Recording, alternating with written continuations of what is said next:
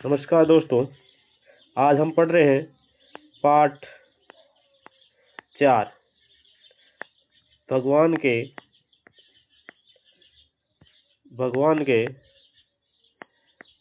डाकिए। भगवान के डाकिए जिनके बारे में हम आज जानेंगे। पहले पाठ पर चर्चा करेंगे जिसमें आपको पाठ की 6 प्रसंग व्याख्या कराई जाएगी और उसके बाद आपको प्रश्नों के उत्तर कराए जाएंगे, क्योंकि ये कविता है रामधारी सिंह दिनकर की, जिन्होंने बहुत ही सुंदर तरीके से ये रचना लिखी है।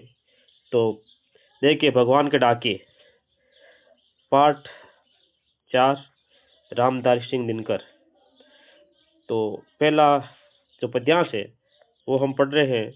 उस पद्यांश को देखिए।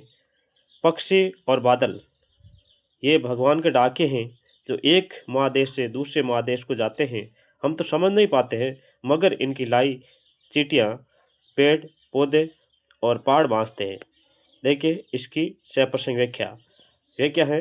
पहले प्रसंग है प्रस्तुत पद्यांश या प्रस्तुत पंक्तियां हमारी पाठ्य पुस्तक वसंत भाग 3 की कविता भगवान के डाक से ली गई हैं।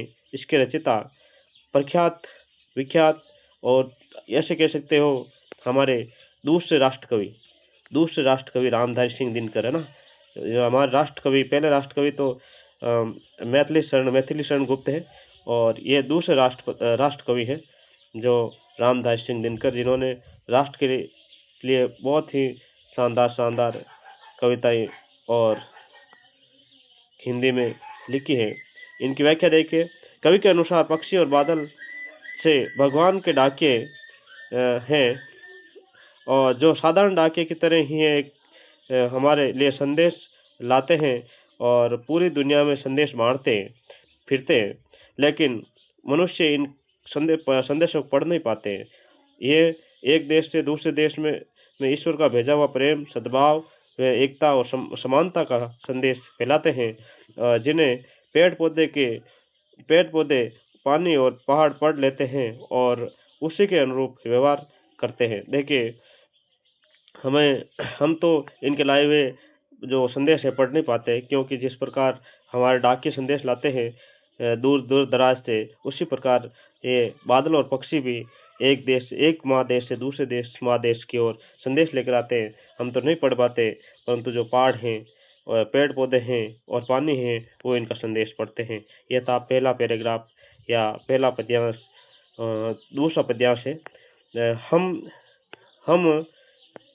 हम तो केवल ये आंकते हैं कि एक देश की धरती दूसरे देश को सुगंध भेजती है, और ये वे स्वरम हवा में तैरते हुए पक्षियों की पंखों पर तिरता है और एक देश का भाव दूसरे देश में पानी बनकर गिरता है।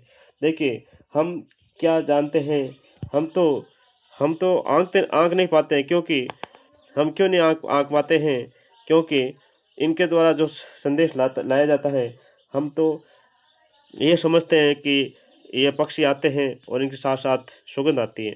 तो देखिए, पसंद देखिए इसका।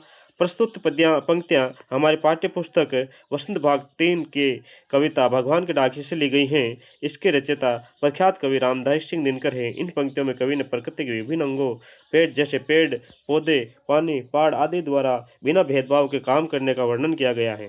देखिए, प्रसंग में हमें यही लिखना है कि ये पाठ है, इनके बारे में और पाठ के लेखक के बारे में जानकारी देनी है प्रसंग में, और एक लाइन आपको उस पद्यांश की लाइनों के बारे में देना है, और व्याख्या में उन पद्यांश की लाइनों की व्याख्या करनी है। देखिए, पक्षी और बादल द्वारा लाए गए संदेशों से हम केवल ये अनुमान लगाते हैं कि पृथ्वी पर एक स्थान के फूलों की खुशबू हवा और पक्षियों के पंखों द्वारा दूसरे देश में पहुंच जाती हैं। ये एक देश के तालाबों नदियों या पानी भाप बनकर उड़ता है और किसी अन्य देश में बरस जाता है। प्रकृति के लिए किसी सीमा में बंद कर काम नहीं करती है। इनके अंदर अपने पराये की कोई भावना नहीं। देखो, प्रकृति किसी की सीमाओं नहीं, बॉर्डर जैसे हमने एक देश से दूसरे देश से अपने बॉर्डर बनाए रखे हैं, परंतु प्रकृति कोई सीमा नहीं है। वो प्रकृति कहीं से किधर आ जाती है, किधर भूकंप आ जाता है, किधर सुनामी आ जाती है, किधर तूफान आ जाते हैं और कई बार बारिश हो जाती है, अतिवृष्टि होती है, ओलावृष्टि होती है। तो ये प्रकृति है, ये हमने पढ़ा है पद्यांश। अब इस पद्यांश से हमें अभ्यास प्रश्न करने हैं। पहला है कविता से। पहला प्रश्न, कवि ने बादल और पक्षी को भगवान के डाके क्यों बताए, स्पष्ट कीजिए। तो ये स्पष्ट है कि मनुष्य मनुष्य द्वारा भेजी गई चिट्ठियों को एक स्थान से दूसरे स्थान तक पहुंचाते हैं। डाकिया क्या करता है, मनुष्य के द्वारा जो भेजी गई चिट्ठियां हैं वो एक स्थान से दूसरे स्थान पर भेजते हैं, पहुंचाते हैं। उसी प्रकार बादल और पक्षी भगवान द्वारा भेजी गई चिट्ठियों को एक देश से दूसरे देश तक पहुंचाते हैं। यह पहला प्रश्न का उत्तर। दूसरा प्रश्न देखिए, पक्षी और बादल द्वारा लाई गई चींटियों को कौन कौन पढ़ पाते हैं, सोचकर लिखिए। देखिए, पक्षी और बादलों द्वारा लाई गई चींटियां केवल प्रकृति के विभिन्न अंग जैसे पेड़ पौधे, पानी, पहाड़ आदि ही पढ़ पाते हैं, हमें पता नहीं चलता है ना। आगे तीसरा क्वेश्चन है, किन पंक्तियों का भाव है।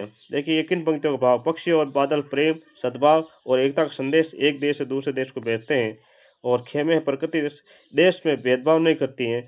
एक देश से दूसरे देश से उठा बादल दूसरे देश में बस जाता है। देखिए, पहला के का उत्तर है हिंदी भाव, पक्षी और बादल ये भगवान के डाके हैं जो एक महादेश से दूसरे महादेश को जाते हैं, मगर उनकी लाई गई चींटियां को पेड़ पौधे, पानी और पहाड़ बांधते हैं। दूसरा खेका है भाव, हम तो केवल ये आंकते हैं कि एक देश की धरती दूसरे देश को सुगंध भेजती है और वे सौरभ हवा में तैरते पक्षियों की पंखों पर तीरता है और एक देश के अभाव है वो दूसरे देश में पानी बनकर गिरता, हम तो यही मानते हैं।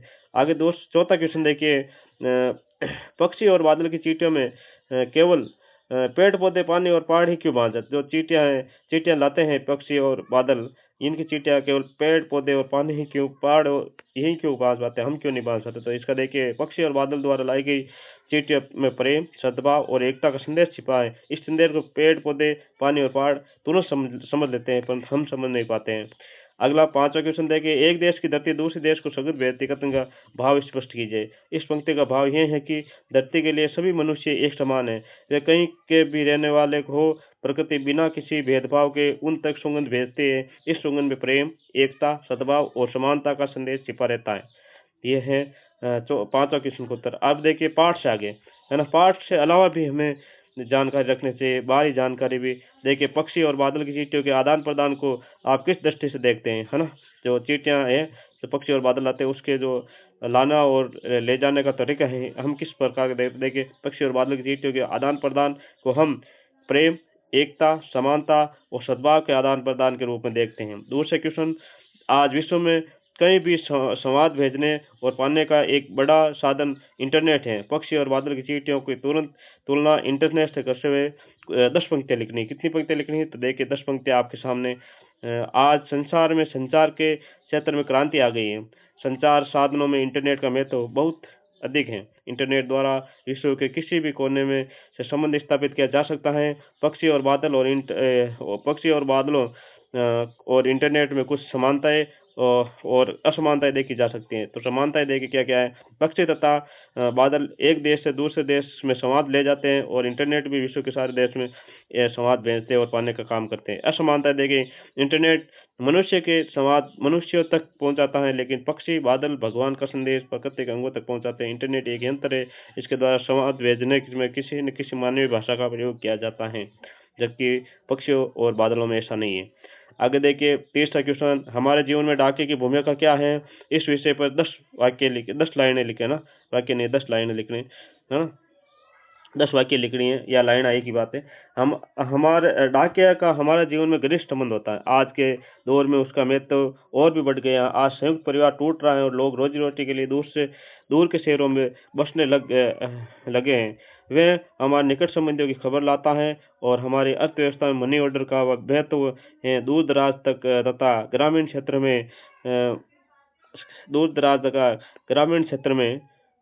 में लोगों की डाकिया का बेसब्री से इंतजार रहता है कि कब डाकिया आए और उनके घरों का चूल्हा जले। इसके अलावा डाकिया लोगों की अनेक आवश्यकता की पूर्ति करता है, विशेषकर दूर दराज और ग्रामीण क्षेत्रों में। इस प्रकार के हम कह सकते हैं कि डाकिये की हमारे जीवन में महत्वपूर्ण भूमिका है। अगला क्वेश्चन देखिए, अनुमान और कल्पना। अंतिम और फाइनल पहुंच गए हैं अब हम, ये फाइनल मैच है हमारा। डाकिया इंटरनेट के वर्ल्ड वाइड वेब WWW तथा पक्षी और बादल, इन 3 संदेश वाक्यों के विषय में अपनी कल्पना में एक लेख तैयार कीजिए। तो ये लेख आपके सामने मैंने तैयार किया है। देखिए कैसा लगता है आपको। आप लाइक सब्सक्राइब ज़रूर करें। आपके सामने मैं लेकर आया हूँ हिंदी वित्त बूस्टर। देखिए डाक विभाग द्वारा नियुक्त कर्मचारी होता है और वह परिश्रमी, ईमानदार और धैर्यवान होता है। ये मौसम की चिंता न करते हुए भी क्या करता है, ये मौसम की चिंता न करते हुए हमारे कर्तव्य का पालन करते हैं और करता है। और इंटरनेट क्या करती हैं? इंटरनेट करती हैं। देखिए ये हुए है ना, ये हुए मिसप्रिंट हो गई है। देखिए हाँ, ये हुए अपने कर्तव्यों का पालन करता है और इंटरनेट के वर्ल्ड वाइड वेब सूचनाओं का तमाजाल है जो विभिन्न विषयों की जानकारी उपलब्ध कराता है। प्राचीन काल में संदेशवाहक के रूप में प्रयुक्त होता है ना। जैसे अभी मैं भी ये इंटरनेट से ही आपके पास जो पहुंचा रहा हूँ। पुराने ज़माने में मनुष्य कबूतर, तोते, हंस और पक्षियों के माध्यम से संदेश भेजते और कवियों ने बादलों को भी संदेशवाहक माना है। कवि कालिदास ने अपने साहित्य में मेघदूत का विशुद्ध वर्णन करते हुए इसी नाम से एक गीति काव्य की रचना की है। मेघदूत है ना। मेघदूत में मेघ का मतलब क्या होता है? बादल। दूत का मतलब संदेश लेने वाला, है ना। जिसमें कालिदास और उसकी जो बचपन की दोस्ती, उसके बारे में ये जानकारी है। किस प्रकार बादल हैं वो, उनका संदेश, कालिदास का संदेश, जो कालिदास एक राज्य कवि बन जाता है, उसका संदेश लेकर अपनी जो प्रेमिका है उसके पास पहुंचता है ना। पक्षी और बादल को भगवान का डाकिया मानकर कवि रामधारी सिंह दिनकर ने भी कविता लिखी है। देखिए यह था हमारा पाठ और इसी के साथ आप ये पाठ समाप्त हुआ। आप लाइक सब्सक्राइब जरूर करें। धन्यवाद।